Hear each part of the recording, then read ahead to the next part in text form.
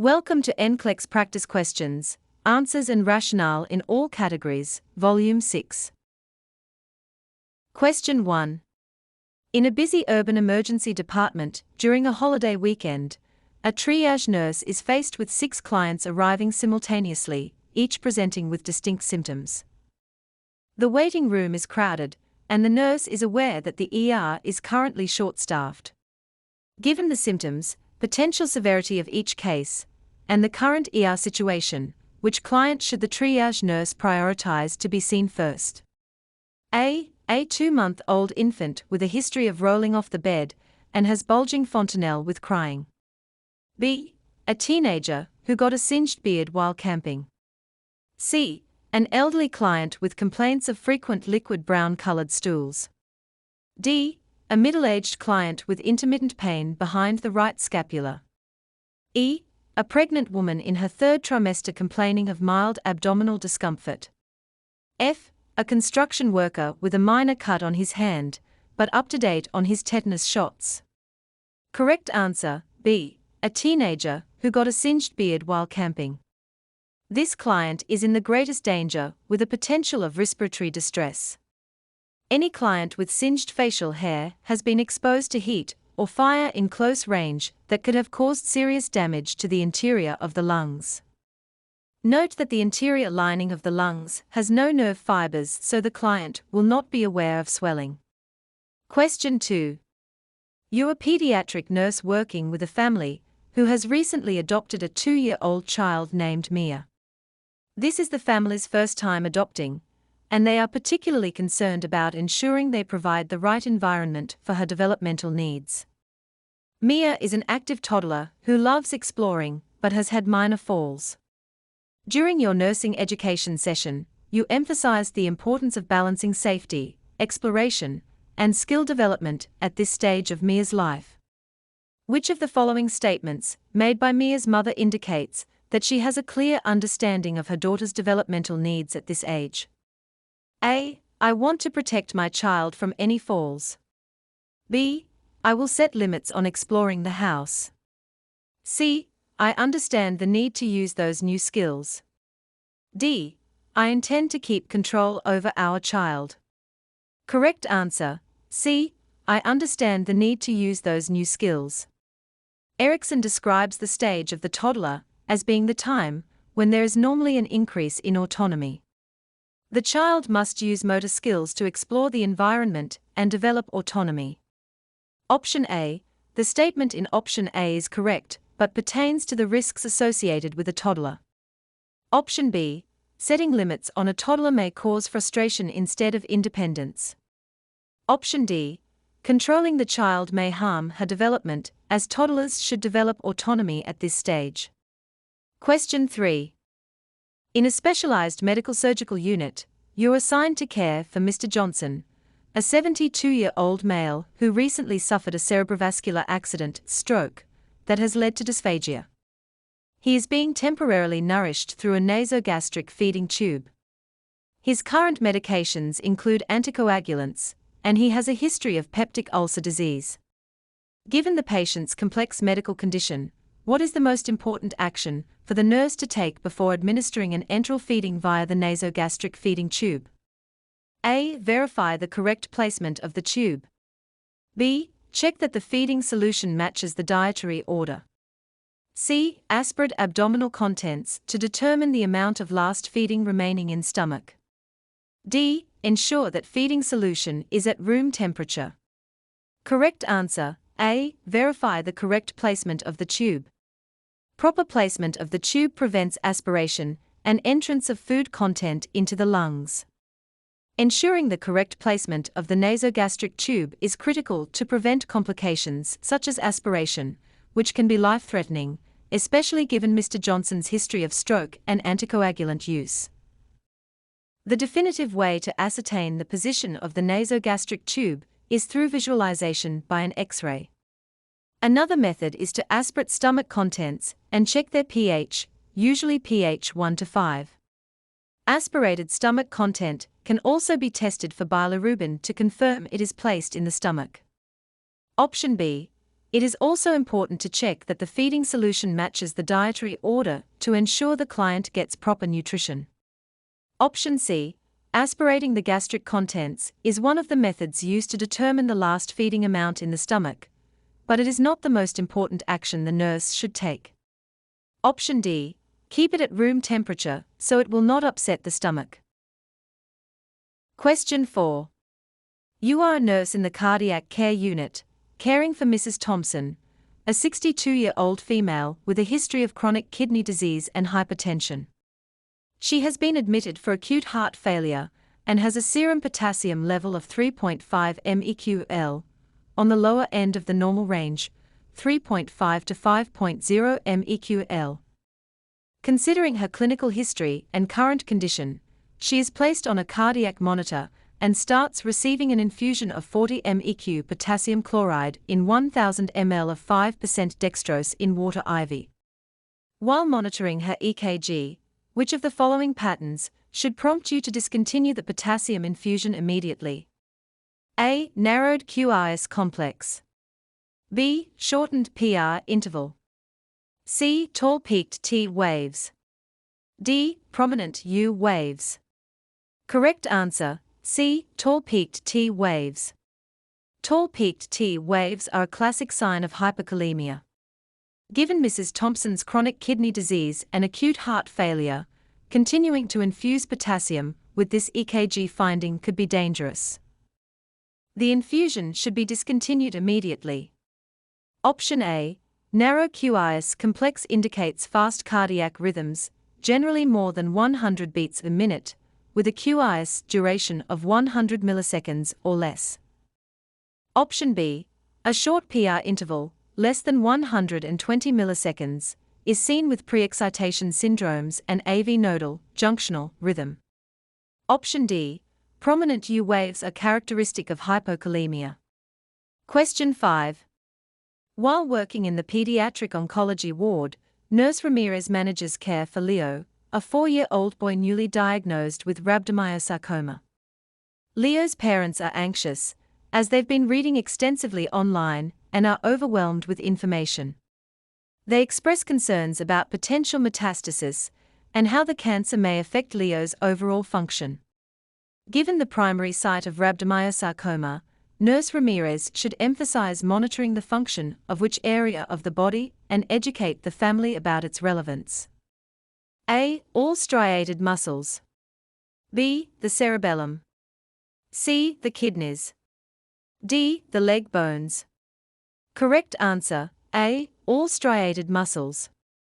Rhabdomyosarcoma is the most common children's soft tissue sarcoma. It originates in striated, skeletal muscles and can be found anywhere in the body.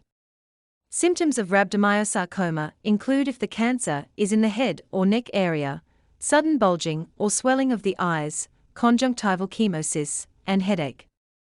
It can also affect the urinary or reproductive system. Its common site of metastasis is the lung.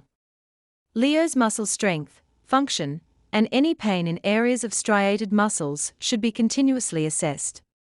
Educating the family about the origin of this cancer can help them understand the primary areas of concern. Option B. The cerebellum is not affected in rhabdomyosarcoma. Option C. The kidneys are not directly affected by the disease. Option D. Bones are not directly affected by the disease. Question 6. While working in the oncology ward, Nurse Parker cares for Mr. Lee, a 65-year-old patient diagnosed with colon cancer. Mr. Lee and his family are deeply rooted in their cultural beliefs, emphasizing the traditions of Chinese medicine in their approach to health and healing. In addition to the prescribed cancer treatments, Mr. Lee's family seeks to incorporate complementary therapies that align with their cultural beliefs. In developing a holistic care plan in collaboration with Mr. Lee's family, Nurse Parker should prioritize understanding which fundamental goal of Chinese medicine. A. Achieve harmony. B. Maintain a balance of energy. C. Respect life. D. Restore yin and yang. Correct answer, D. Restore yin and yang. The principles of yin and yang are foundational to Chinese medicine. Yin and yang represent the opposite and complementary forces that exist in nature and the human body. An imbalance between these forces can lead to illness. Restoring the balance between yin and yang is a primary goal in Chinese medicine and is often seen as essential for overall health and healing. Traditional Chinese medicine is a medical system that began being developed in China about 5,000 years ago, which makes it the oldest continuous medical system on the planet. Option A: living in harmony with one's natural environment with the aim of keeping all aspects of a person, body, and spirit in a state of harmony and balance so that disease never has a chance to develop. Option B: this balance and a healthy lifestyle are the focus of Chinese medicine, which empowers the individual to participate in his own health. Option C: in Chinese medicine, the body, and indeed a human being, is not seen as a machine, living in isolation from the world around it. Human beings are seen as part of the whole of things, which includes our environments, nature, and the universe itself. Question 7. Nurse Johnson is reviewing Mr. Garcia, a 58-year-old client with a history of hypertrophic cardiomyopathy and a recent episode of upper respiratory tract infection. During today's assessment, Nurse Johnson noted that Mr. Garcia's systolic blood pressure has decreased from 145 to 110 millimeters of mercury since his last visit. His heart rate has risen from 72 to 96 beats per minute, and he has been experiencing periodic dizzy spells when standing up. Mr. Garcia mentioned he has been trying to drink less due to concerns about fluid retention. Considering his clinical picture and history, Nurse Johnson should advise Mr. Garcia to A. Increase fluids that are high in protein. B. Restrict fluids. C. Force fluids and reassess blood pressure. D. Limit fluids to non-caffeine beverages. Correct answer: C. Force fluids and reassess blood pressure. Given the drop in systolic blood pressure, increased heart rate, which could be compensatory mechanisms due to hypovolemia, and dizziness, potentially orthostatic hypertension, it might be appropriate to advise Mr. Garcia to increase his fluid intake. After doing so, reassessing his blood pressure can provide valuable feedback on his volume status.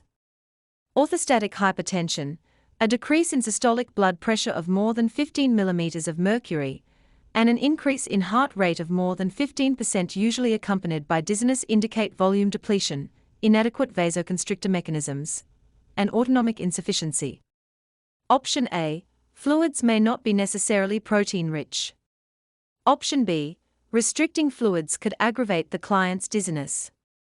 Option D: there is no need to restrict the fluid intake of the client. Question 8.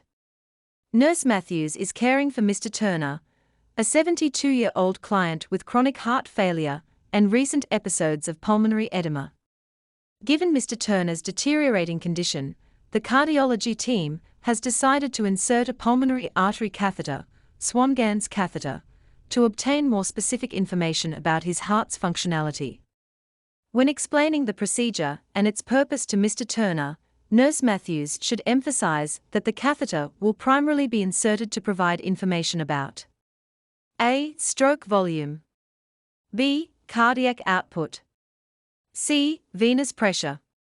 D. Left ventricular functioning. Correct answer: D. Left ventricular functioning. The catheter is placed in the pulmonary artery. Information regarding left ventricular function is obtained when the catheter balloon is inflated. Option A. Stroke volume is calculated using measurements of ventricle volumes from an echocardiogram and subtracting the volume of the blood in the ventricle at the end of a beat, called end-systolic volume, from the volume of blood just prior to the beat, called end-diastolic volume. Option B. Cardiac output is calculated by multiplying the stroke volume by the heart rate. Option C. The CVP can be measured manually using a manometer or electronically using a transducer. Question 9. In the middle of her night shift, Nurse Swift is alerted by a telemetry alarm from room 1989. She rushes in to find Mr. Taylor, A 74-year-old patient with a history of congestive heart failure and recent pneumonia, unresponsive in his bed. The monitor shows ventricular fibrillation. After urgently summoning assistance using the emergency call system, Nurse Swift has to quickly decide her immediate course of action. What should be her primary intervention? A. Start a peripheral IV. B. Initiate high-quality chest compressions. C. Establish an airway. D. Obtain the crash cart. Correct answer, B. Initiate high-quality chest compressions. As per new guidelines, the American Heart Association recommends beginning CPR with chest compression rather than checking for the airway first. Start CPR with 30 chest compressions before checking the airway and giving rescue breaths. Starting with chest compressions first applies to adults, children, and infants needing CPR, but not newborns. CPR can keep oxygenated blood flowing to the brain and other vital organs until more definitive medical treatment can restore a normal heart rhythm. Option A. Setting up a peripheral IV is important for emergency medication administration during resuscitation efforts. However, this is not the immediate priority when a patient is found pulseless. Starting a peripheral IV can come after the CAB sequence. Option C. While ensuring a patent airway is critical during a code situation, chest compressions should be initiated first in a witnessed cardiac arrest, especially when the arrest is due to ventricular fibrillation, as indicated by the telemetry monitor. Once additional personnel arrive, they can assist with airway management while compressions continue. Establishing an airway comes after compressions. Option D. Having the crash cart on hand is essential for a code blue situation. It contains emergency medications, defibrillation equipment, and airway devices. However, if the nurse is alone with a pulseless patient, initiating chest compressions immediately is a higher priority. Ideally, another staff member would bring the crash cart swiftly. Question 10. Nurse Martinez is tending to Mr. Rodriguez, a 67-year-old patient with atrial fibrillation. He has been on digoxin 0.25 mg daily to control his heart rate. His cardiologist, aware of his medication regimen, has added metoprolol 25 mg b.i.d. to further manage his condition. Before Nurse Martinez administers the two medications, she carefully assesses Mr. Rodriguez's vital signs. Which of her findings would be of greatest concern and necessitate immediate communication with the cardiologist? A. Blood pressure 94/60 mm of mercury. B. Heart rate 76 bpm. C. Urine output 50 ml per hour. D. Respiratory rate 16 bpm. Correct answer, A. Blood pressure 94/60 mm of mercury. Both medications decrease the heart rate. Metoprolol affects blood pressure. Therefore, the heart rate and blood pressure must be within the normal range, HR 60 to 100, systolic BP over 100, in order to safely administer both medications. The combination of both medications might further decrease his blood pressure. This is a significant concern and should be reported. Option B. A heart rate of 76 is within the normal range. Option C. Increased urine output is the desired effect of diuretics, given with digoxin. Option D. A respiratory rate of 16 is within the normal range. Good luck, students, and thank you so much for watching, and don't forget to like and subscribe for more videos.